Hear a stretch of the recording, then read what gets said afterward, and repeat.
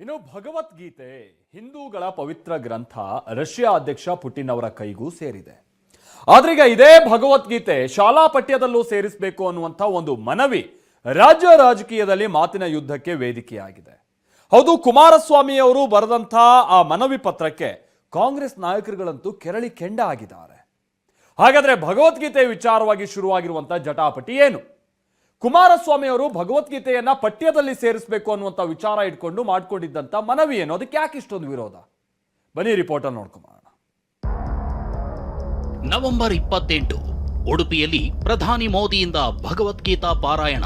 ಶ್ರೀ ಭಗವಾನುವಾಚ ಊರ್ಧ್ವಮೂಲಮಧಃಶಾಖಂ ಅಶ್ವತ್ಥಂ ಪ್ರಾಹುರವ್ಯಯಂ ಛಂದಾಂಸಿ ಯಸ್ಯ ಪರ್ಣಾನಿ ಯಸ್ತಂ ವೇದ ಸ ವೇದವಿದ್. ನವೆಂಬರ್ 30 ಶಿವಮೊಗ್ಗದಲ್ಲಿ ಭಗವದ್ಗೀತಾ ಅಭಿಯಾನ, ಎಚ್ಡಿಕೆ ಉಪಸ್ಥಿತಿ.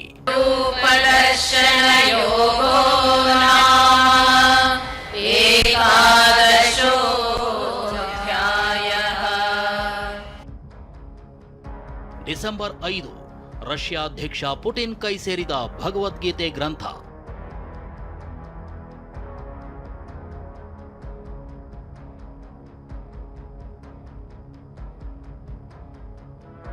ಭಗವದ್ಗೀತೆ ಕುರುಕ್ಷೇತ್ರ ಯುದ್ಧ ನಡೀತಿದ್ದ ಸಂದರ್ಭದಲ್ಲಿ ಶ್ರೀಕೃಷ್ಣ ಪರಮಾತ್ಮ ಅರ್ಜುನನಿಗೆ ಮಾಡಿದ ಉಪದೇಶವಿದು. ಧರ್ಮ ರಕ್ಷಣೆಯ ಸಾರಾಂಶ ಈ ಭಗವದ್ಗೀತೆಯಲ್ಲಿದೆ. ಇದು ಹಿಂದೂಗಳ ಪಾಲಿಗೆ ಪವಿತ್ರ ಗ್ರಂಥ ಕೂಡ ಹೌದು. ಉಡುಪಿಯಲ್ಲಿ ಭಗವದ್ಗೀತಾ ಪಾರಾಯಣದಲ್ಲಿ ಮೋದಿ ಭಾಗಿಯಾಗಿದ್ರು. ಇದಾದ ನಂತರ ನಿನ್ನೆಯಷ್ಟೇ ರಷ್ಯಾ ಭಾಷೆಗೆ ತರ್ಜುಮೆ ಮಾಡಲಾಗಿದ್ದ ಭಗವದ್ಗೀತೆ ಗ್ರಂಥವನ್ನ ಉಡುಗೊರೆಯಾಗಿ ನೀಡಿದ್ರು. ಹೀಗೆ ಭಗವದ್ಗೀತೆ ಅಭಿಯಾನ ನಡೀತಿರುವಾಗಲೇ ಇದೇ ಭಗವದ್ಗೀತೆ ವಿಚಾರ ಕುರುಕ್ಷೇತ್ರದಂತೆ ವಾಗ್ಯುದ್ಧಕ್ಕೆ ವೇದಿಕೆಯಾಗಿದೆ. ಅದಕ್ಕೆ ಕಾರಣ ಏನು ಅಂದ್ರೆ ಈ ಪತ್ರ.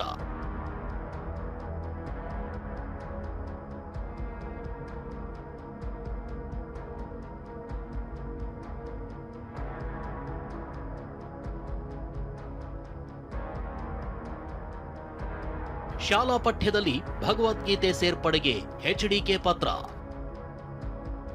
ಮನುವಾದಿ ಎಂದು ಜರಿದ ಸಿಎಂ, ಮತಾಂತರ ಮಾಡ್ತಿಲ್ಲವೆಂದು ಗದರಿದ ಎಚ್ಡಿಕೆ. ವಿಚಾರ ಏನು ಅಂದ್ರೆ, ಕೇಂದ್ರ ಸಚಿವ ಕುಮಾರಸ್ವಾಮಿ ಕಳೆದ ತಿಂಗಳು 30ನೇ ತಾರೀಕು ಶಿವಮೊಗ್ಗದಲ್ಲಿ ಗೀತಾ ಪಠಣ ಕಾರ್ಯಕ್ರಮದಲ್ಲಿ ಭಾಗಿಯಾಗಿದ್ರು. ಆಗ ಕೆಲವು ನಾಯಕರು ಭಗವದ್ಗೀತೆಯ ಬೋಧನೆಗಳನ್ನ ಶಾಲಾ ಪಠ್ಯಗಳಲ್ಲಿ ಸೇರಿಸುವಂತೆ ಮನವಿ ಮಾಡಿದ್ರು. ಇದನ್ನೇ ಉಲ್ಲೇಖಿಸಿ ಕೇಂದ್ರ ಶಿಕ್ಷಣ ಸಚಿವ ಧರ್ಮೇಂದ್ರ ಪ್ರಧಾನ್ಗೆ ಎಚ್ಡಿಕೆ ಪತ್ರ ಬರೆದಿದ್ದಾರೆ. ದೇಶದ ಎಲ್ಲಾ ಶಾಲಾ ಪಠ್ಯಗಳಲ್ಲಿ ಭಗವದ್ಗೀತೆಯ ಬೋಧನೆ ಸೇರಿಸುವಂತೆ ಮನವಿ ಮಾಡಿದ್ರು. ಶಿವಮೊಗ್ಗದಲ್ಲಿ ನಡೆದ ಗೀತಾ ಪಠಣ ಕಾರ್ಯಕ್ರಮದಲ್ಲಿ ಭಾಗಿಯಾಗುವ ಸೌಭಾಗ್ಯ ನನಗೆ ಸಿಕ್ಕಿತು.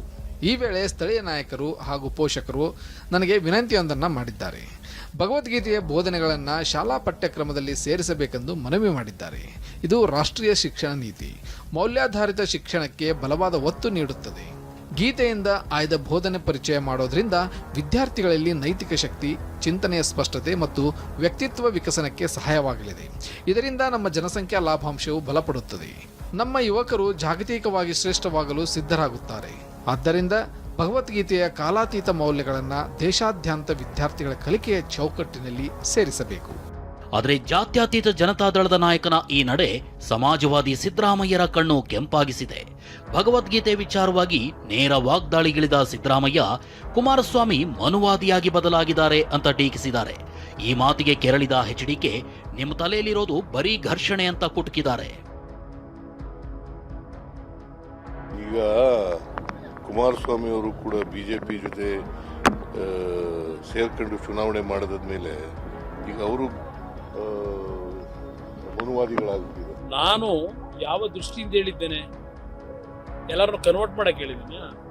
ಅದು ಬಿಟ್ಟು ಅದೇನೋ ಮನುವಾದಿಯ ಕಡೆಗೆ ಎಲ್ಲರನ್ನು ಕರ್ಕೊಂಡು ಹೋಗ್ಬೇಕು ಅಂತ ಅವ್ರ ತಲೆಯಲ್ಲಿರೋದು ಸಮಾಜಗಳ ನಡುವೆ ಘರ್ಷಣೆ. ಇಷ್ಟು ಮಾತ್ರವಲ್ಲ, ಭಗವದ್ಗೀತೆಯ ಪಠ್ಯದಿಂದ ಶುರುವಾಗಿ ಅಹಿಂದಕ್ಕೂ ತಿರುಕೊಂಡಿದೆ. ಮನುವಾದಿ ಎಂದ ಸಿದ್ದರಾಮಯ್ಯರ ಅಹಿಂದ ಕೊಡುಗೆ ಬಗ್ಗೆ ಎಚ್ಡಿಕೆ ಪ್ರಶ್ನೆ ಎತ್ತಿದ್ದಾರೆ. ಇದಕ್ಕೆ ಗ್ಯಾರಂಟಿ ಕಾರ್ಯಕ್ರಮ ಪ್ರಸ್ತಾಪಿಸಿ ತಿರುಗೇಟು ನೀಡಿದ್ದಾರೆ.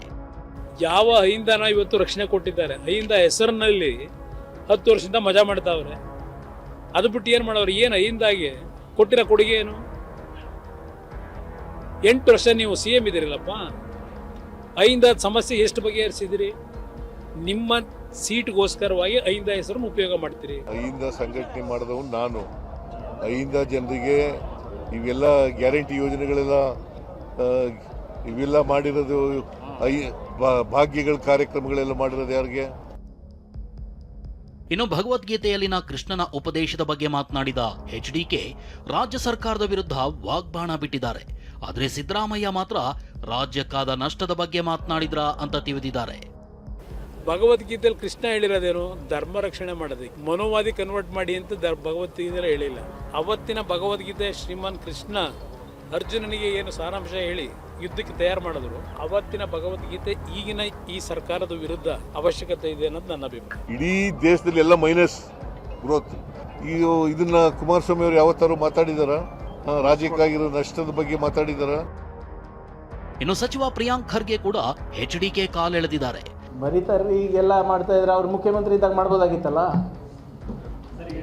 ಅವಾಗೇ ಮಾಡ್ಬೋದಾಗಿತ್ತಲ್ರಿ. ಭಗವದ್ಗೀತಾನೂ ಹೊಸದಲ್ಲ, ಅವರು ರಾಜಕಾರಣಕ್ಕೆ ಹೊಸದಲ್ಲ. ಅವರೇ ಒಂದು ದೊಡ್ಡ ಎಡಿಟೋರಿಯಲ್ ಬರ್ತಿದ್ರು. ಅವ್ರು ಏನೇನು ಬರ್ದಿರೋ ಅದಕ್ಕೆಲ್ಲ ಒಪ್ತೀನಿ ನಾನು. ಶಾಲಾ ಪಠ್ಯಗಳಲ್ಲಿ ಭಗವದ್ಗೀತೆಯ ಬೋಧನೆ ಸೇರಿಸಬೇಕು, ಸ್ವಚ್ಛ ಸಮಾಜ ನಿರ್ಮಿಸಬೇಕು ಅಂತ ಕುಮಾರಸ್ವಾಮಿ ಮನವಿಯೊಂದನ್ನ ಮಾಡಿದ್ದಾರೆ. ಆದರೆ ಈ ಬೇಡಿಕೆ ರಾಜ್ಯ ರಾಜಕಾರಣದಲ್ಲಿ ವಾಗ್ಯುದ್ಧಕ್ಕೆ ವೇದಿಕೆ ಹಾಕಿಕೊಟ್ಟಿದೆ. ಅನಿಲ್ ಕಲ್ಕೆರೆ, ಟಿವಿ9 ಬೆಂಗಳೂರು.